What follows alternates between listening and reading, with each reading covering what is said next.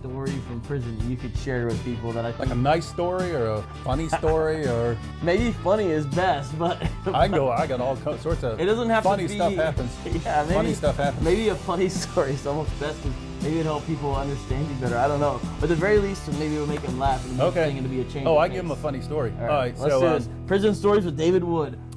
So I got locked up, and I was about 235 pounds. I was in there for a violent felony.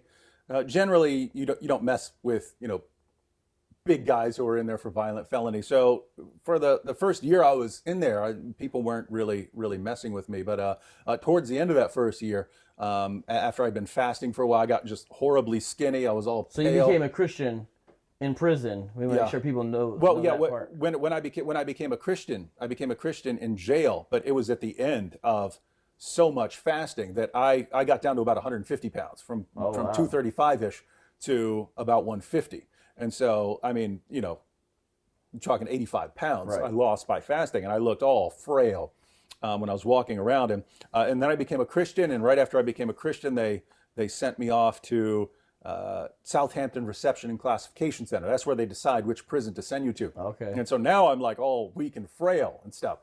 And so I get in there, and my cell was B wing and the 24th cell, so they'd say B24. Okay. And there was sunk your battleship. Yeah, sorry. There was one 4-man shower, 4-person shower at the end of the hall by the guard booth, and the guard would buzz you out of your cell. So they would open 2 cell doors at one time, and the 2 guys in the cells had 5 minutes to get out of your cell, get down to the shower, take your shower, and be leaving the shower before the next group is going. So 5 minutes, that is you had to be very quick at showering. And so we'd go down in there, and you'd hang up the towel on the hook. And by that time, you probably already lost the other guy's coming out. Yeah. The other guy's coming out, you put your towel on the hook and so on.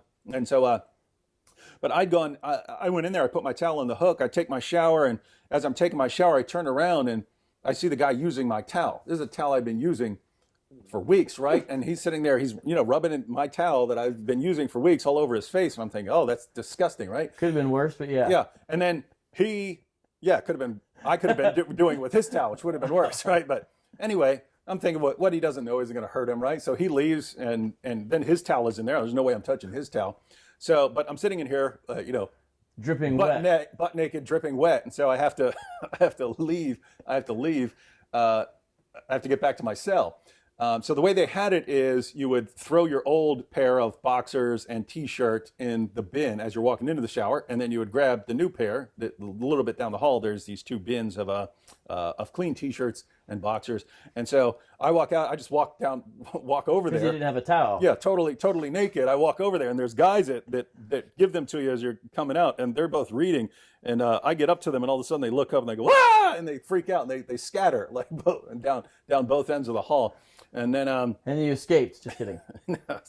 So anyway, I went ahead and grabbed a T-shirt and grabbed a pair of boxers. When I put this is not entirely appropriate, you asked. So I pulled the pair of boxers on, and I accidentally put them on backwards. Because you're in a hurry. I was in a hurry. I'm soaking wet, right? Just want to get back to my cell.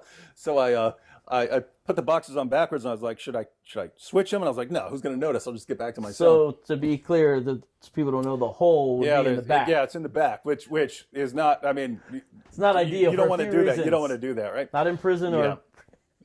So I start walking down the hall. Who's going to notice? And all of a sudden, someone yells, "Hey, he's got his shorts on with a hole in the back." And so. Not much subtlety there. Yeah. No mercy. So I got back to my cell, and I was just cracking up laughing. The reason I was cracking up laughing was, one, it was just a big funny situation, but it was like the night before when I was praying, God, please grant me humility, because I've been so prideful for so much of my life, so self-centered.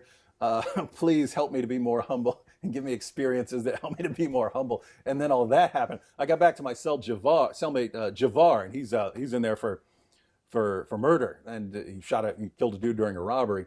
And I told him what happened, and he's like, "Oh, what did the guy say when you told him that he'd rubbed your towel all over his face?" And I was like, I didn't tell him. I'm not going to tell him. He's like, no, you got to tell him, man. He's still going to be too funny when you see his face and he realizes he's been rubbing your privates all over his face. And he was saying other words. Yeah. He's like, that's what I'd say. I'd say, hey, how you like it with my such and such all over your face, right? And so anyway, that's how he was responding. And anyway, that was one of the many adventures in prison. Having your boxers on backwards was an answer to prayer.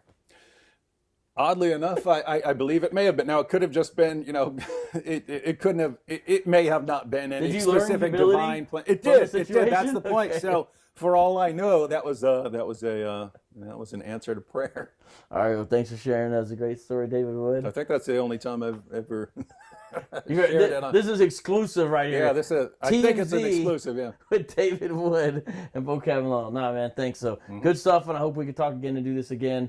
And, if you guys have any other, you know what?